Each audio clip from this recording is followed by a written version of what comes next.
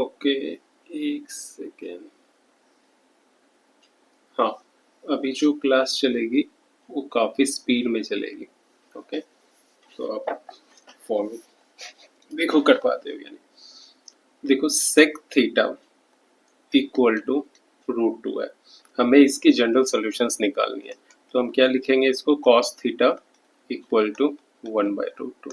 तो ये हो जाएगा cos theta equal to cos π/4। ये मिनिमम एंगल है, तो थीटा इक्वल टू π/4 ये क्या है, ये एंगल मिनिमम है, इसलिए इसको अल्फा बोलेंगे।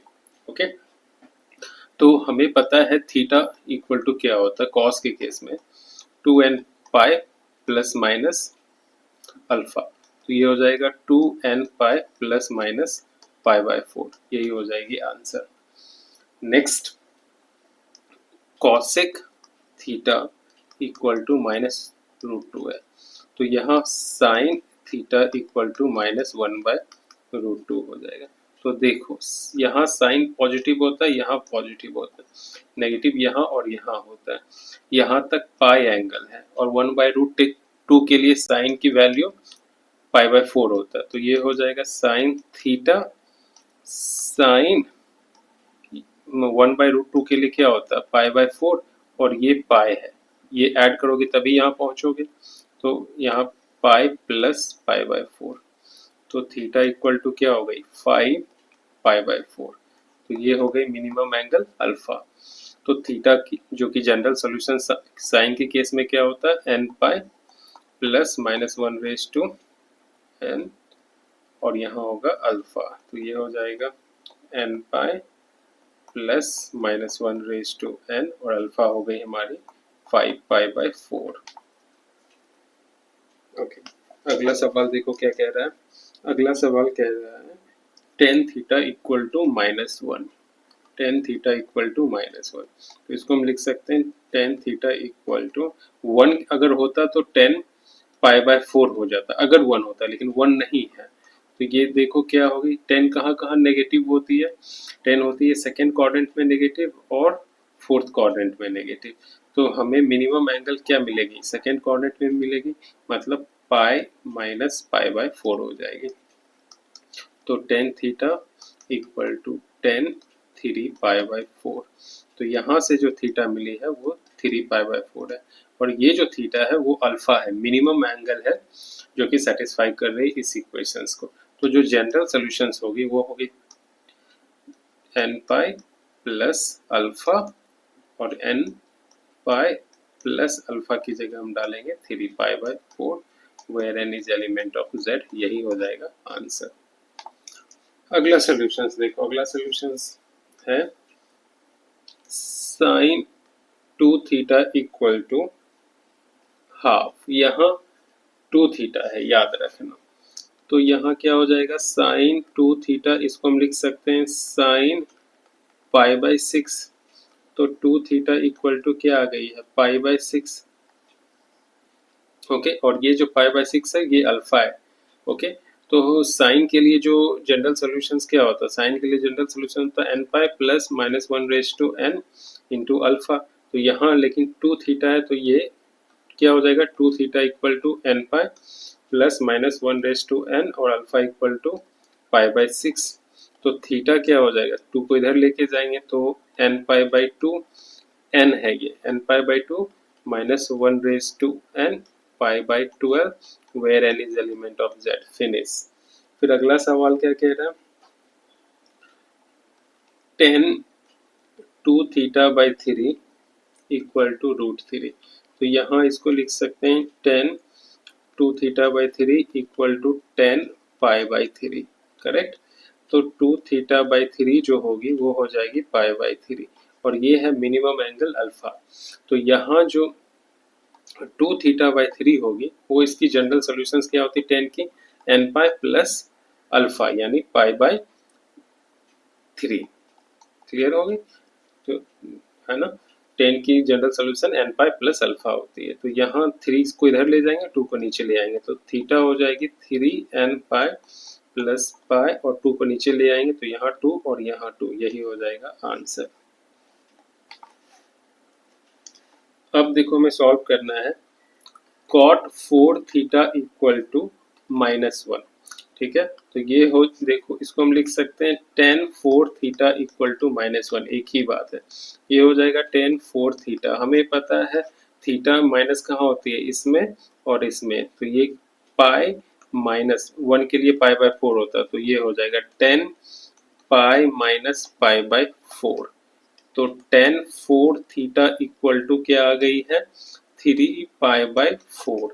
तो 4 थीटा इक्वल टू बेसिकली क्या हो गई, 3 पाई बाय 4, जो कि अल्फा है।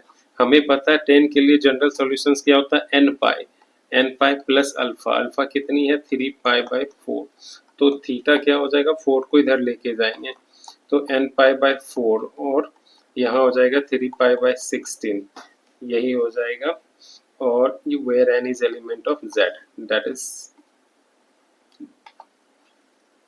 अब जो सवाल है वो थोड़ा सा टिपिकल है, और वो क्या है, वो देखो 4 cos square theta equal to 3। तो 4 cos square theta equal to 3 दिया हुआ है, तो इसको हम लिख सकते हैं cos square theta equal to 3/4। तो इसको हम लिख सकते हैं cos square theta equal to √3/2 का होल स्क्वायर।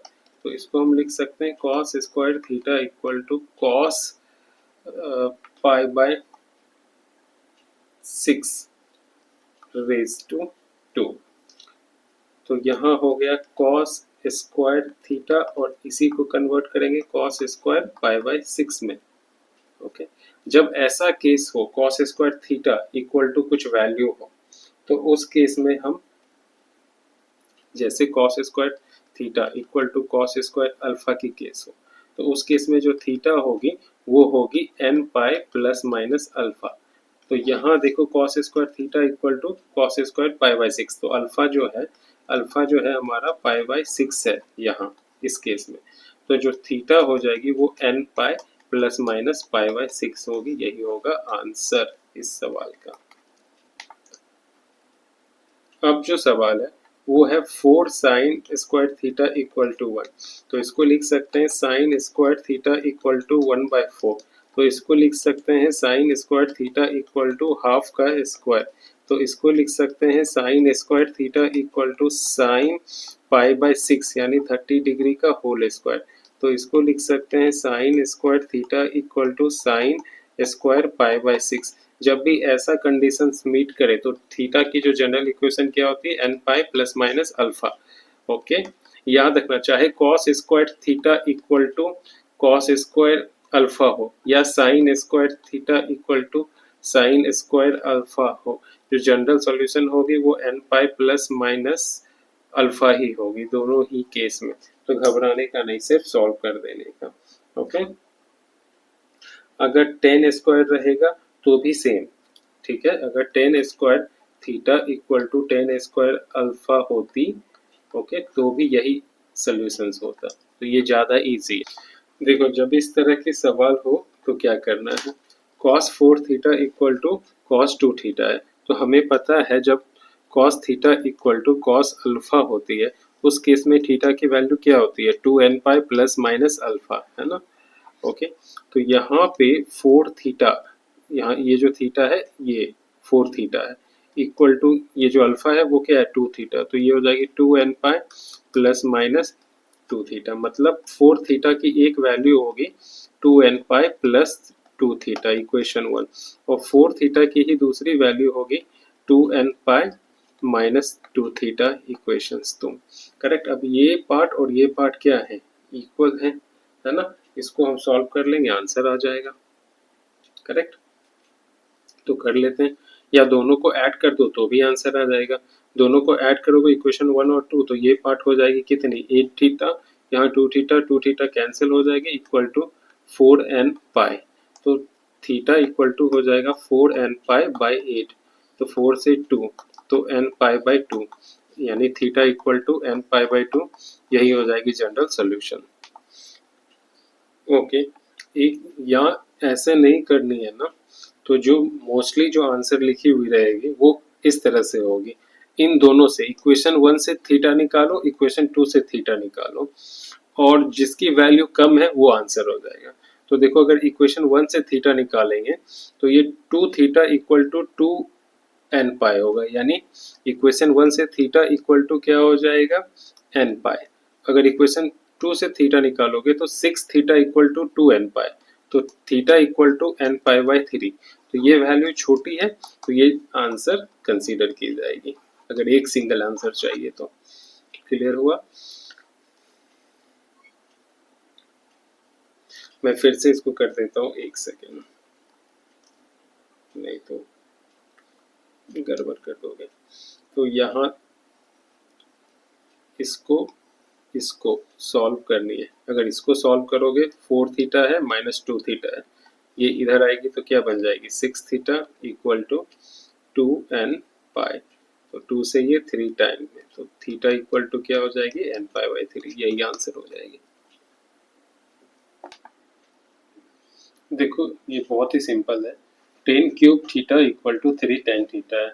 इस पूरी पोर्शंस को यहाँ स्विच कर देंगे, तो 10 cube theta minus 3 tan theta equal to 0 आ गई।